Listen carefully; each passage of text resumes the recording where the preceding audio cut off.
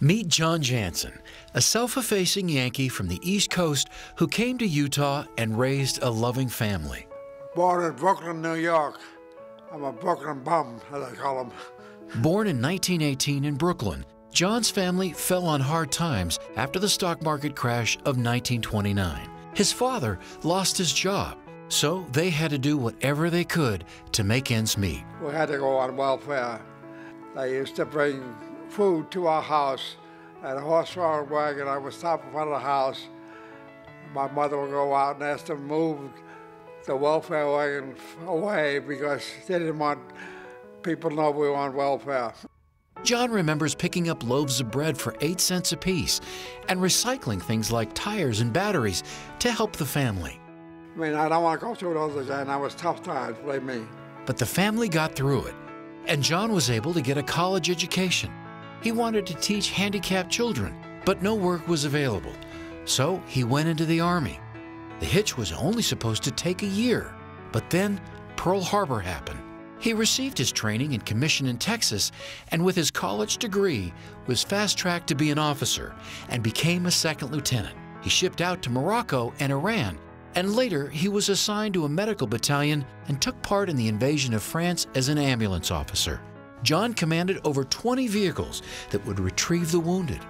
Honest as always, he turned down a medal for capturing 2 German soldiers, insisting that they had surrendered while he was maneuvering his ambulances near combat areas. After the war, John continued his service for 27 years with the Army Reserves, retiring as a major. Back in civilian life after the war, there was a hiring freeze for teachers. While inquiring about prospects, he was offered a position in job services, helping others find work as well. After 5 years in New York, John relocated to Utah, even though some thought it was a mistake. They say, oh, you wouldn't be happy here, you're not LDS. They talk LDS all the time. I said, well, fine. I didn't make any fuss about it.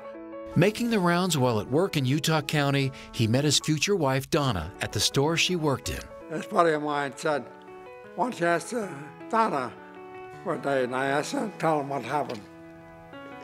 5 years went into shock. He says, she went into you shock. don't have to give me an answer now. I can see you're in shock. So I talked to my father and get permission. So I said, Mr. Gigi, I'd like to marry your daughter. He said, please. It all worked out. The happy couple would raise 3 children, who would bring them 12 grandchildren and 8 great-grandkids. So, what's the secret to his long marriage and happy life? Donna seems to know the inside story.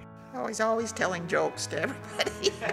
Yeah, it was hard. Just people say, how long you married? Like 12 happy years we were married, Tom. 58. Congratulations to John Janssen, Avalon Life Journeys Award recipient from Woodland Park Care Center.